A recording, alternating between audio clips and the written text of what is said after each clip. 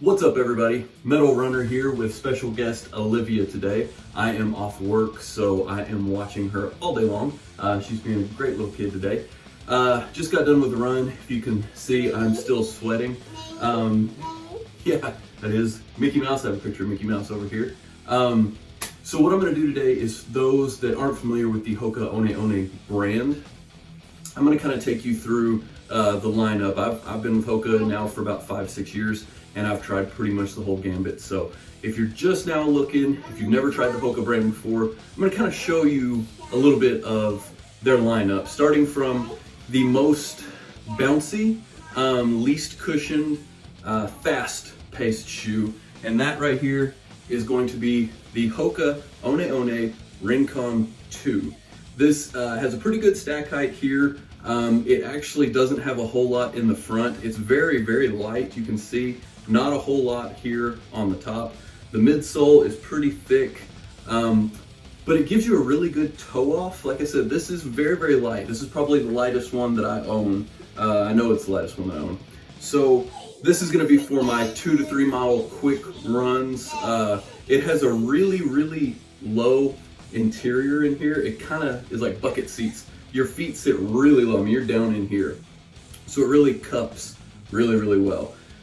So like I said, if you're looking for something kind of fast, maybe a 5K max. I really wanted to do longer distances than these. I think the most I've done is about 9 miles in these at one time.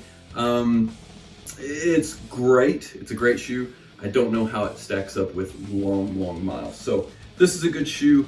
Overall, I would probably give this maybe 7.5 out of 10, just off the top of my head without thinking too much about it. It's a good shoe. I don't wear it as much as I should because I'm trying to push longer mileage, but for those quick, short runs, this is a good one to try. Okay. Next, I'm gonna come to the middle of the road and my personal favorite shoe. This is newly released Hoka Oneeone Mach 4. Now, I just did a video on this a couple days ago in my first impressions. It still holds up. It's still amazing. It's got the little dovetail, whatever you want to call it, on the back that helps cushion the landing. It is light though. It is not as light as this. It's it's maybe a hair heavier, but this is a great shoe. I did a half marathon in these a couple days ago. Feel pretty good. I did some speed work. A little bit of shin splints, but I've been dealing with that for a couple days anyway. These help a lot. So this is the newest version, and right now my personal favorite. I'm definitely gonna put more miles in this coming up. So the Hoka Oneeone Mach 4, 8.4. 8.4 out of 10. It's that good. I love it. Very, very comfortable. The heel is very, very comfortable. It's got the gusseted tongue that helps keep everything locked in place, kind of right over that. Yeah, good shoe.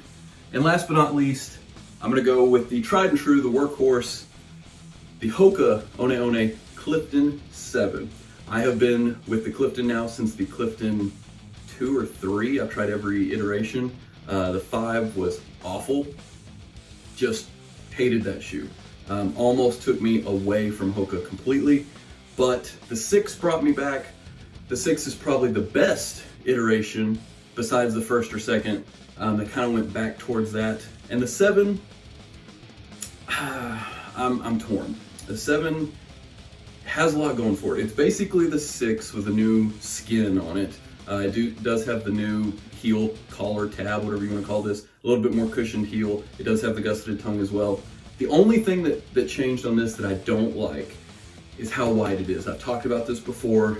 The shoe is a lot narrower than it used to be. And I don't mind it necessarily in the toe box. It's not that big of a deal to me. I usually run with my toes like this. I'm not an ultra runner with my toes separated like that. But you can tell the difference on the bottom. When you go to strike, it just seems like my toes want to come off the side, and it ends up giving me cramps kind of on the outside of my foot. So overall, I don't know. I like the looks of it. It's pretty comfortable. If you can get past, sometimes you just get in that mental zone and you can get past it. It's not that big a deal, but it did knock it down for me. If this was the Hoka 6, Clifton 6, I'd probably give this a 9. That's how much I love it. But because of this right here, the narrower version, I'd probably put it down to about a 7.75. So that's the three of these. If you're looking at Hoka, you've got your fast shoe, your mid shoe, and your long haul shoe. So there you go. This is the metal runner. Y'all have a good day.